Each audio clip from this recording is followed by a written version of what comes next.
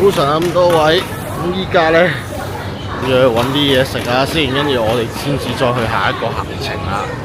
都仲諗緊食咩好啊？呢頭都嘢食係多嘅，但係就太多，唔知揀乜。我哋不嬲都係啦，周圍行下先啦，一路行一路睇一路諗啦。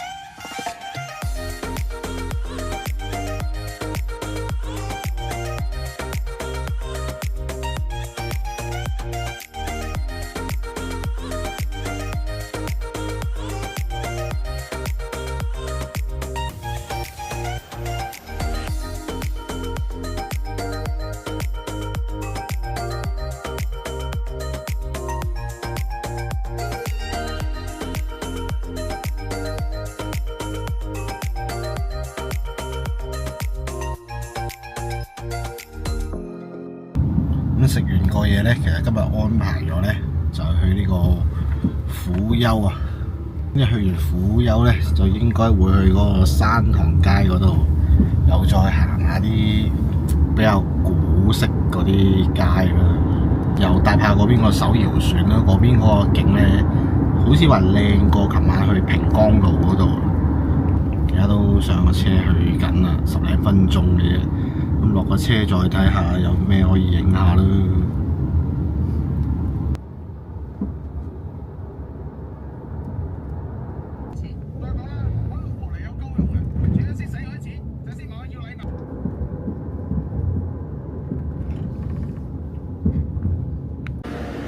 話咁快呢，就上到嚟虎丘呢度啦。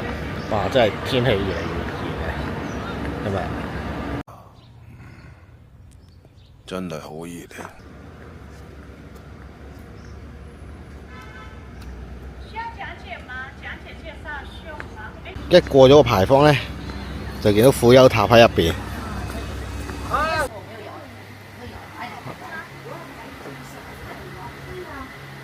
我掃一個微信掃碼。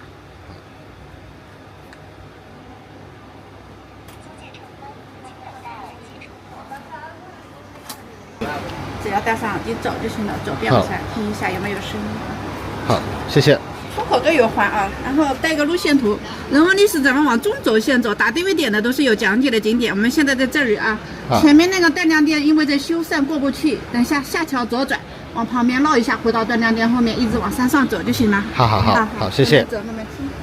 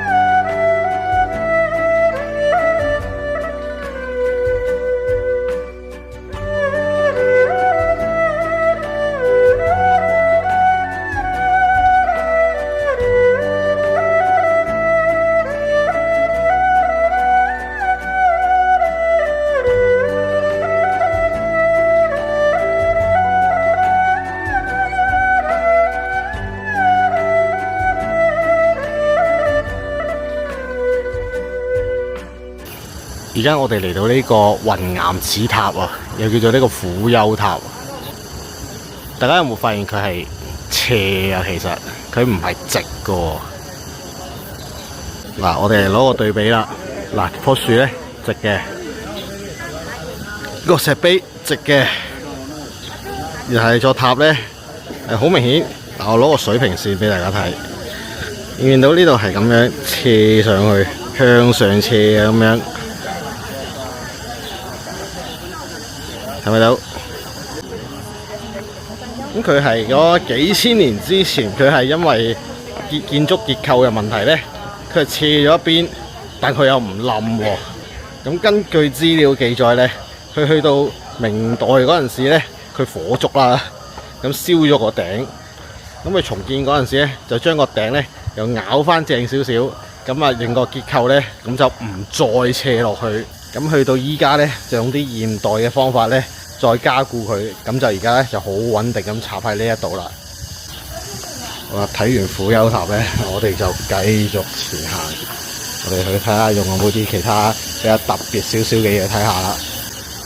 嗱，呢部講解機咧，我真係建議大家租嚟用。如果你聽得普通話 OK 嘅話，我一路行咧，佢就一路會去到某個地方咧，佢會自己停喺度講解嘅。咁有幾個地方咧，佢講解到嘅時候，我真係停咗喺度，我唔想繼續前行，我想聽晒佢講，跟住先至再慢慢移去下一個點咁樣。呢部嘢 OK 喎，咁好過租導遊啊，本身係咪先？咁呢個機20零蚊，咁加個按金啫都係。你個科技水平下嗰度。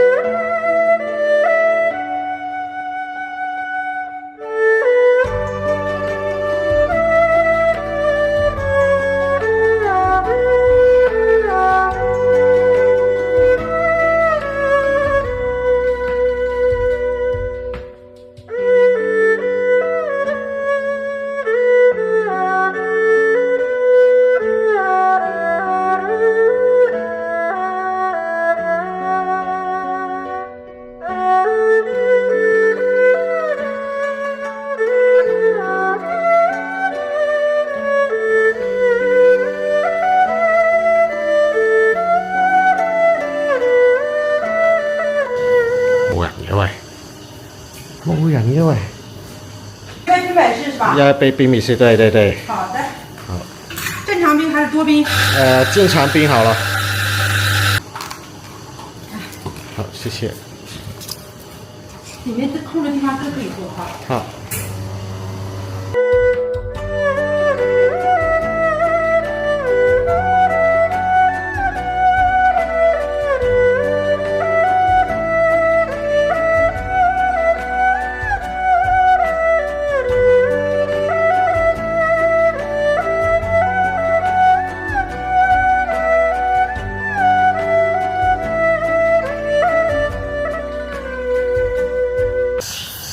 咁喺虎丘呢邊呢，我諗都差唔多啦，都差唔多行到去北出口嗰邊嘅。咁我哋就慢慢行埋過去，就繼續下一個行程。而家呢啲天氣呢，都仲有好多蟬喺度叫。最近我睇到篇文章，佢話蟬呢其實係最搖滾嘅一種動物。What？ 點解咁講呢？因為蟬呢就幾個特性嘅。佢唱歌蟬鳴咧，咁即係做音樂啦。咁佢唱歌蟬鳴為咗咩？為咗交配繁衍下一代啦。再跟住係咩咧？交配完之後，佢就好快就會死亡噶啦。咁呢三樣嘢夾埋咧，即係咩啊？音樂、sex 同埋呢一個死亡呢三樣嘢，個態度上就好嗰一代嘅搖滾樂手嘅，唔知點解啲人話，我唔知大家點睇啦，咁略略讀俾大家聽下咁樣嘅嘢都係，大家點睇我唔知啦，真係。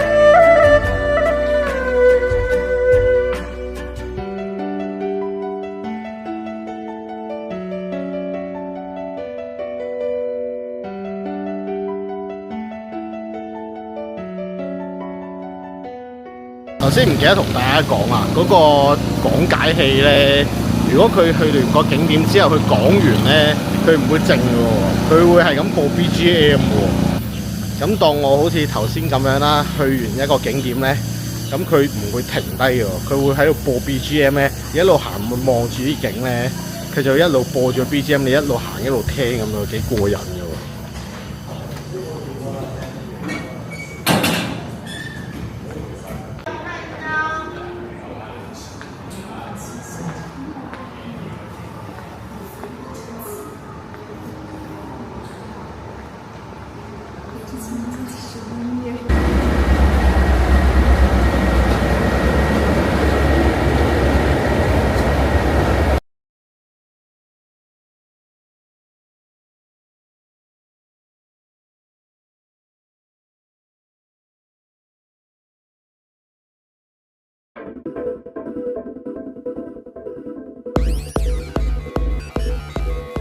次回苦渋の選択。